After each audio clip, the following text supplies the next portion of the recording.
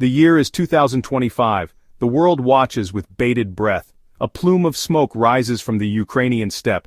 It is a grim reminder. The war, once a distant news story, now feels terrifyingly real. For almost 3 years the conflict has raged. Images of bombed-out cities and fleeing refugees have become commonplace.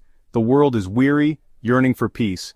But Vladimir Putin, the enigmatic leader of Russia, seems to be playing a different game, one with much higher stakes. This is not just about Ukraine. It's about something far bigger. Putin has a vision of a world where Russia, once left for dead in the ashes of the Soviet Union, reclaims its place at the top table of global power. To understand Putin, one must first understand his dreams. He dreams of a world where the West, with its talk of democracy and human rights, is put back in its box. A world where Russia, with its vast resources and nuclear arsenal, once again commands respect and fear. Putin sees himself as a modern-day czar, destined to restore Russia to its former glory. He talks of a Russian world, a sphere of influence encompassing the former Soviet republics, where Moscow's writ is law. He bristles at what he sees as NATO encroachment on Russia's borders. He fumes at the West's attempts to contain his country's ambitions. In Ukraine, he sees a chance to strike back, to show the world that Russia will no longer be ignored. Putin's grievances run deep. They are rooted in the humiliation of the 1990s. The Soviet Union, once a superpower, lay in ruins. Its economy was in tatters. Its people were demoralized. Putin, a former KGB officer, witnessed this collapse firsthand. He felt the sting of Western triumphalism. He saw his country relegated to the sidelines of global affairs. This experience left an indelible mark. It fueled his resentment of the West. It convinced him that Russia had been cheated, its strength sapped by Western machinations. This sense of historical injustice is at the heart of Putin's worldview. For Putin, Ukraine is not just a neighboring country, it is a vital part of what he considers historical Russia. He sees its people as brothers, bound to Moscow by centuries of shared history and culture. He refuses to accept its independence as legitimate. The 2014 Maidan Revolution, which ousted the pro-Russian president Viktor Yanukovych, was a red line for Putin. It was a direct challenge to his vision of a Russian world. He responded by annexing Crimea, a strategically important peninsula with a majority Russian population. Then came the war in eastern Ukraine, where Russian-backed separatists took up arms against the government in Kiev. Putin claimed he was protecting Russian speakers from Ukrainian aggression.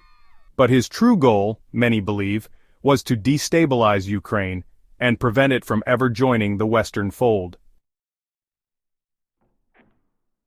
Section 5. A House Divided. The West is divided on how to deal with Putin. Some, particularly in Eastern Europe, see him as a clear and present danger. They argue for a tough line, for increased military spending and unwavering support for Ukraine. Others, further away from the front lines, are more hesitant. They worry about provoking a wider conflict. They urge dialogue and diplomacy, hoping to find a way to reason with the Russian bear. This division plays into Putin's hands. It allows him to exploit cracks in Western unity, to sow doubt and discord among allies. As long as the West remains divided, Putin believes he has the upper hand. Section 6. Russia's place in the sun. Putin believes that Russia, by virtue of its size, its history and its resources, is destined to be a great power. He chafes at the idea of a unipolar world dominated by the United States.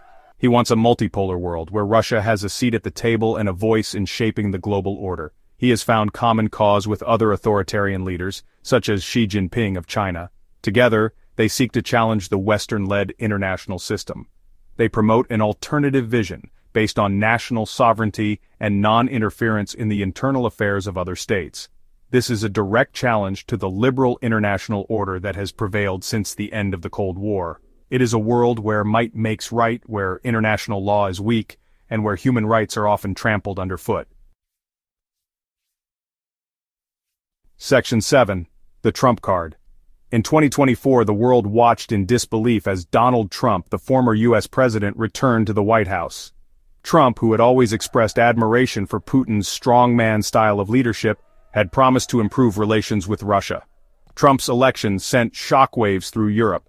Many feared that he would cut a deal with Putin over Ukraine, sacrificing its interests in pursuit of his own narrow agenda. Trump's actual policy towards Russia has been erratic and unpredictable. He has blown hot and cold, praising Putin one minute and slapping sanctions on Russia the next. This inconsistency has only added to the sense of uncertainty and anxiety in Europe. Section 8. A frozen front. For the past 2 years, the war in Ukraine has been at a stalemate. Neither side has been able to deliver a knockout blow. The front lines have hardened, with trenches and fortifications stretching for hundreds of miles. Putin seems content to let the conflict fester. He knows that time is on his side. He believes that the West will eventually tire of supporting Ukraine, that public opinion will turn against continued involvement in a distant war. In the meantime, he continues to tighten his grip on Russian society. Dissent is ruthlessly crushed. The media is muzzled. The opposition is silenced. Putin is creating a fortress Russia, preparing for a long confrontation with the West. Section 9. The Endgame. What does Putin ultimately want? It's a question that has vexed Western policymakers for years. Some believe that he is driven by a desire to restore the Soviet Union, to piece back together the empire that crumbled in 1991.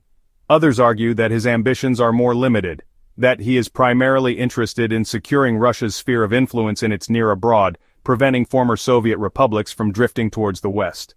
Whatever his ultimate goals, one thing is clear. Putin is a formidable adversary.